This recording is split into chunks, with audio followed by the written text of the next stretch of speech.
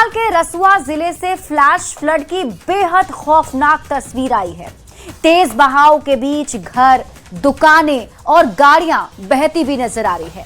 बाढ़ की वजह से हाइड्रो पावर परियोजनाओं को भी नुकसान पहुंचा है और अचानक आई इस बाढ़ से नेपाल में जल प्रलय जैसी स्थिति बन गई है।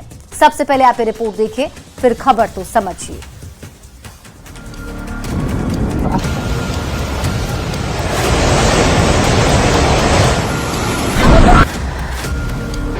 तैरती गाड़ियां, पानी के सैलाब में धराशायी होता घर। ये तस्वीरें नेपाल की हैं, जहां कुदरत का ऐसा कहर टूटा कि पानी नहीं, मौत का सैलाब सड़कों पर दौड़ पड़ा। दरअसल तिब्बत की सीमा से लगे इलाके में अचानक बाढ़ आ गई। बाढ़ का सैलाब रसुआ में दाखिल हुआ और कई घरों, गाड़ियों, सड़कों को साथ बहा ले गया। अब इन तस्वीरों को देखिए, जो जल प्रलय की गवाह हैं। तिब्बत की ओर से भोटेकोशी नदी में आई अचानक बाढ़ ने नेपाल के रसुआ जिले में भारी तबाही मचाई। टिमुरे बाजार, कस्टम क्षेत्र, 3 पुलिस चौकियां, कई गाड़ियां और हाइड्रो पावर प्रोजेक्ट बाढ़ में बह गए। पहली तस्वीर में देख सकते हैं कि सैलाब में पुल बह गया, तो वहीं दूसरी तस्वीर में हाइड्रो पावर प्लांट तबाह हो गया। बताया जा रहा है कि मलबे में करीब 4000 लोग दबे हैं। इन तस्वीरों में आप देख सकते हैं, चारों तरफ तबाही का मंजर है। तिब्बत की ओर से आई अचानक बाढ़ ने नेपाल के रसुआ जिले में भारी तबाही मचाई। लेंदे खोला के भोटेकोशी नदी में आई अचानक बाढ़ से टिमुरे बाजार और रसुआ सीमा नाके के कस्टम क्षेत्र को व्यापक नुकसान पहुंचा। बड़ी संख्या में गाड़ियां और अन्य सामान बाढ़ के तेज बहाव में बह गए। कई जल विद्युत परियोजनाओं और बस्तियों को भी नुकसान पहुंचने की खबर है। बाढ़ की भयावहता का अंदाजा इसी से लगाया जा सकता है कि बाजार और सीमा क्षेत्र में खड़े कई गाड़ियां पानी के तेज बहाव में बह गए। स्थानीय स्तर पर बड़े पैमाने पर नुकसान की जानकारी सामने आई है। बाढ़ का असर रसुआ से आगे नुवाकोट तक भी पहुंच गया है। रसुआ में बाढ़ और संभावित खतरे को देखते हुए काठमांडू से रसुआ, नुवाकोट, चितवन और दादर जाने वाले गाड़ियों की आवाजाही रोक दी है। Bureau report, news 18। और अब आपको पूरी खबर विस्तार से समझाते हैं। नेपाल में आई बाढ़ की गंभीरता को अब आप समझिए। सबसे पहले तो आपके मन में ये सवाल उठ रहा होगा कि आखिर ये बाढ़ आई कैसे। तो आइए आपको ये समझाते हैं कि नेपाल में इतनी भयंकर तबाही कहां से आई। देखिए, नेपाल में बाढ़ का जो पानी है वो तिब्बत के ऊंचे इलाकों से आया है। बताया जा रहा है कि सुबह तिब्बती क्षेत्र में 4.4 तीव्रता का भूकंप आया। इस भूकंप की वजह से पहाड़ों पर जमी बर्फ जो है वो हिलने लगी। भूकंप के कारण बड़ा भूस्खलन और हिमस्खलन भी हुआ। हिमस्खलन के मलबे ने लेंडे नदी के प्राकृतिक बहाव को ही रोक दिया, यानी जिस डायरेक्शन में नदी जाती है उसे एक जगह पर रोक दिया गया। अब जब नदी का रास्ता रुका तो वो अचानक एक कृत्रिम झील बन गई। झील में कुछ ही समय में भारी मात्रा में पानी जमा हो गया। अब जमी हुई कृत्रिम झील का बांध पानी को संभाल नहीं सका और पानी के दबाव के कारण नदी में बनी झील का बांध टूट गया। अब झीलों में जमा पानी, पूरा जो पानी है वो सीधे तेजी से नीचे की ओर बहने लगा। अब पानी तेजी से भोटेकोशी और त्रिशूली नदियों में आकर मिल गया। अचानक आए जल प्रलय से नेपाल में भारी तबाही मची, जिसकी तस्वीरें रोंगटे खड़े कर देने वाली है। और आइए अब समझते हैं कि नेपाल में आई बाढ़ कितनी गंभीर है। नेपाल का रसुआ जिला इस आपदा का केंद्र बना है। टिमरे बाजार, साइप्रुवेसी में भारी तबाही मची है। रसुआ सीमा नाके का कस्टम क्षेत्र पूरी तरह से तहस नहस हो गया है। इस बार के तेज बहाव में कई जल विद्युत परियोजनाएं भी बह गईं। तस्वीरों में दिखता है कि सड़कें, पुल, पुलिया, चौकियां, ये सब कुछ पानी में समा गई और प्रभावित क्षेत्र में बिजली की सप्लाई तो पूरी तरह ठप हो गई है। इसके साथ ही कैलाश मानसरोवर यात्रा पर जा रहे तीर्थयात्री बीच में ही फंस गए हैं। बताया जा रहा है कि करीब 400 विदेशी तीर्थयात्रियों से संपर्क भी टूट गया है और तीर्थयात्रियों में 105 भारतीय नागरिक भी शामिल हैं। आपदा में अब तक कई लोगों की मौत की पुष्टि हो चुकी है। जानकारी ये मिल रही है कि करीब 1000 लोग ऐसे हैं जो लापता हैं, उनके बारे में कोई जानकारी अब तक नहीं मिली है। अब इस तबाही से लोग बहुत ही परेशान तो हैं ही और स्थिति काफी गंभीर बनी हुई है। बढ़ते हैं आगे और बात अगली खबर की। नेपाल में अचानक आए जल प्रलय के बाद अब बिहार के सीमावर्ती और निचले इलाकों में भी तबाही और बाढ़ का खतरा मंडरा रहा है। ऐसे में बिहार सरकार ने पब्लिक से अपील करते हुए कहा है कि ऐसे हालात में आपको पैनिक नहीं होना है, बल्कि आपको सतर्क रहने की जरूरत है। वैसे नेपाल के सीमावर्ती इलाकों, खासकर गंडक और कोसी बेल्ट पर प्रशासन और आपदा प्रबंधन विभाग की टीम भी विशेष निगरानी कर रही है। ये रिपोर्ट देखिए, फिर खबर तो समझिए।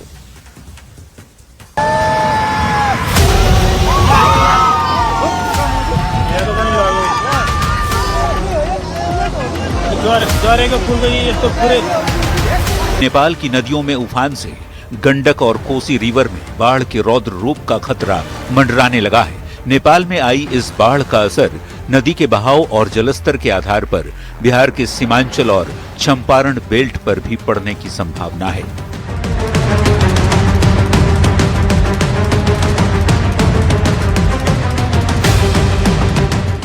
नेपाल के कोसी बैराज के पास होने के कारण सबसे ज्यादा खतरा कोसी और सीमांचल क्षेत्र में है, क्योंकि पहले पानी का दबाव यहीं बढ़ता है। इसके साथ ही गंडक और पश्चिमी क्षेत्र, जिसमें पश्चिम चंपारण के बगहा और वाल्मीकि नगर के साथ पूर्वी चंपारण के मोतिहारी और मुजफ्फरपुर का इलाका प्रभावित हो सकता है, तो वहीं बागमती और मध्य उत्तरी क्षेत्र के तहत शिवहर के पिपराही प्रखंड, सीतामढ़ी और मधुबनी जिलों में भी बाढ़ की आशंका जताई जा रही है। चंपारण, गोपालगंज, सारण, वैशाली के साथ ही सीमांचल के जिलों को अलर्ट मोड पर रखा गया है। एसडीआरएफ और एनडीआरएफ की टीमों को तैनात किया गया है। इस बीच राज्य सरकार की ओर से लोगों को घबराने की नहीं, बल्कि बाढ़ की स्थिति के लिए पूरी तरह तैयार रहने की अपील की गई है। प्रशासन की तरफ से जारी आधिकारिक सूचनाओं और निर्देशों का पालन करने के साथ ही अफवाहों पर ध्यान नहीं देने की भी सलाह दी गई है। रूह कंपा देने वाली नेपाल से आई तस्वीरों ने सचमुच बिहार के नदी किनारे बसे लोगों की चिंताएं बढ़ा दी हैं, क्योंकि नेपाल से आ रहे भारी सैलाब की वजह से गंडक नदी का प्रवाह काफी तेज होता जा रहा है। ऐसे में विभाग और प्रशासन की टीमें बेहद सतर्क हैं। आपदा से उभर सके और सभी से मेरा अनुरोध होगा कि आप अपने बच्चों, खासकर छोटे बच्चों और माल गोरू का ध्यान रखेंगे। और अब आप पूरी खबर विस्तार से समझिए। नेपाल में बाढ़ का बिहार में क्या असर होगा, इसे हम आपको विस्तार से समझाते हैं। नेपाल में आई बाढ़ बिहार में भी भारी तबाही मचा सकती है, ऐसी आशंका जताई जा रही है। अब देखिए, बताया जा रहा है कि जो गंडक नदी के आसपास के क्षेत्र हैं, उसमें जल प्रलय का खतरा अभी से मंडराने लगा है।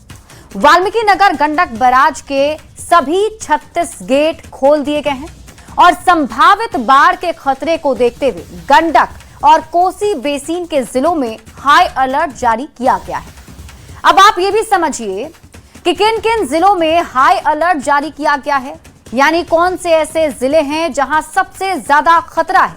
तो बिहार के पश्चिम चंपारण के लोग पूर्वी चंपारण, सीतामढ़ी, मधुबनी, मुजफ्फरपुर, शिवहर और वैशाली के लोगों को ज्यादा सतर्क रहने की जरूरत है। अब आप ये समझिए कि बिहार में नेपाल का पानी इतना असर क्यों डालता है। तो देखिए, बिहार की 6 प्रमुख नदियां नेपाल के रास्ते से ही बिहार आती है। इन नदियों के क्या क्या नाम है वो भी जान लीजिए। इन नदियों में नाम शामिल है कोसी का, गंडक, बागमती, कमला बलान, बूढ़ी गंडक और महानंदा नदी। अब आप ये समझिए कि बिहार में नेपाल की ओर से बाढ़ कब कब आई, क्योंकि ऐसा पहली बार नहीं हुआ है जब नेपाल का पानी बिहार में प्रलय का कारण बनेगा। साल 2024 नेपाल में 60 घंटे लगातार बारिश होती रही और कोसी नदी का जलस्तर बिरपुर बैराज से भी ऊपर चला गया। 7 तटबंध टूटे और 16 जिलों की 9.90 लाख आबादी प्रभावित हुई। साल 2017 में नेपाल और सीमावर्ती इलाकों में बारिश से 5 जिलों में बाढ़ आ गए। साल 2012 में नेपाल के हनुमान नगर के पास स्थित पश्चिमी कोसी तटबंध में दरार आ गया। अब देखिए, पानी आ रहा है तो ऐसे में इसे रोकने से ज्यादा राहत और बचाव पर ध्यान देना ही पहली प्राथमिकता है और सरकार भी इसे लेकर लोगों से अपील कर रही है। किसी भी प्रकार की घबराहट या पैनिक की जरूरत नहीं है। प्रशासन पूरी तरह से सतर्क है, आपकी मदद के लिए तैयार है। सभी जरूरी संसाधनों और बचाव दलों को पहले से ही मौके पर तैयार किया गया है और आम नागरिकों से अपील की जा रही है कि आप घबराइए नहीं। संभावित बाढ़ की स्थिति के लिए पूरी तरह तैयार आपको भी रहना होगा। आधिकारिक सूचनाओं और निर्देशों का पालन लोगों को करना होगा और सबसे जरूरी बात इन क्षेत्रों के लोगों के लिए कि आपको अफवाह पर ध्यान नहीं देना है। सरकार ने पूरी तैयारी कर रखी है ताकि अगर ये आपदा आती भी है तो इससे निपटा जा सके। बढ़ते हैं आगे और बात अगली खबर की। नेपाल में बाढ़ से तबाही के बाद बिहार में दहशत और खौफ का माहौल है। बाढ़ के खतरे को देखते हुए बिहार में हाई अलर्ट जारी किया गया है। लोगों से माइकिंग कर सुरक्षित जगह पर जाने की अपील की जा रही है। सरकार किसी भी तरह के खतरे से निपटने के लिए तैयार दिख रही है। ये रिपोर्ट देखिए, फिर खबर तो समझिए।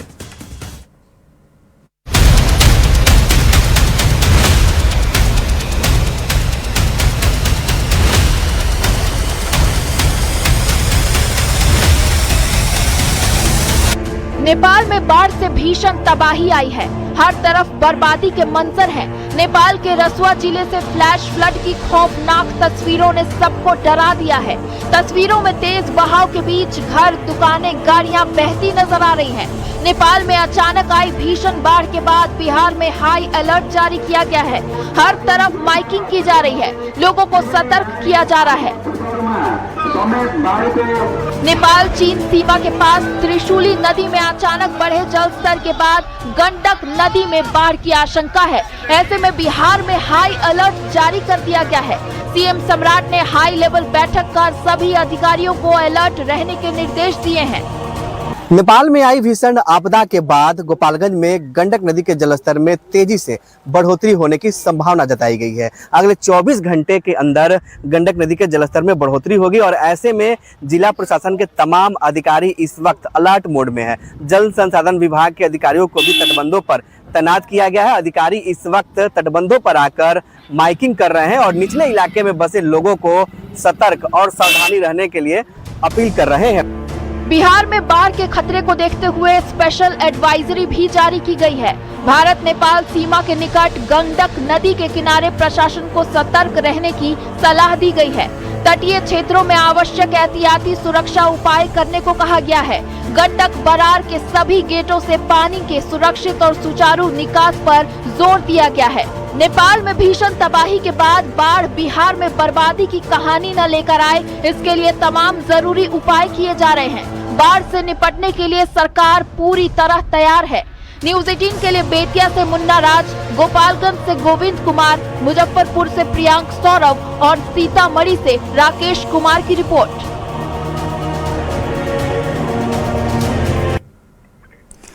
और अब आप पूरी खबर विस्तार से समझिए। संभावित बाढ़ को लेकर सरकार की क्या तैयारी है, ये हम आपको विस्तार से समझाते हैं।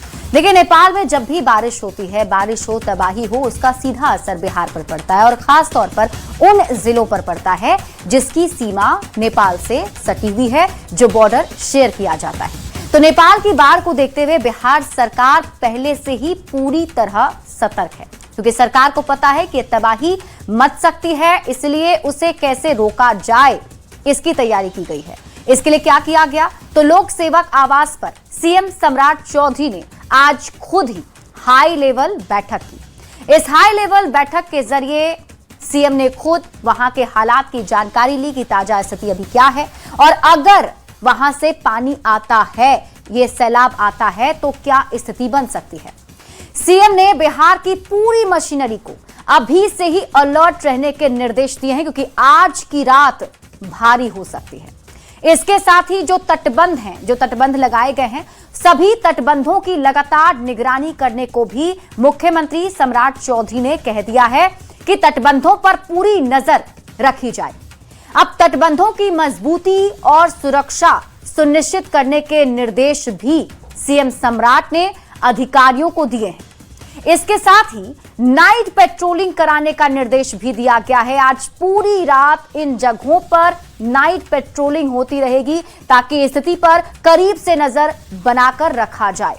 अब सीएम ने प्रभावित इलाकों में माइकिंग भी करवाई, लोगों को चेतावनी भी दिया गया। जो इन इलाकों में रहते हैं उनसे अपील की जा रही है कि आप सभी को सतर्क और सावधान रहना है और उच्च स्थानों पर अगर आप जा सकते हैं तो वहां जाकर रहिए। इधर मुख्य सचिव प्रत्यय अमृत, उन्होंने भी हाई लेवल मीटिंग की। इसके साथ ही डीएम और पुलिस अधिकारी जो हैं वो भी साथ में मीटिंग कर चुके हैं। सभी को हाई अलर्ट पर रहने के निर्देश दे दिए गए हैं। इसके अलावा तैयारी है नाव की, शेल्टर की और कम्युनिटी किचन की, क्योंकि कई बार ऐसा होता है कि अगर लाखों लोग प्रभावित होंगे तो उनके लिए खाना कहां से आएगा, तो इसके लिए निर्देश जो है वो दिए गए हैं। सोशल मीडिया पर अफवाहों को रोकने के निर्देश भी जारी किए गए हैं। एनडीआरएफ और एसडीआरएफ की टीमें जो हैं वो रेस्क्यू के लिए इन इलाकों में तैयार कर दी गई है।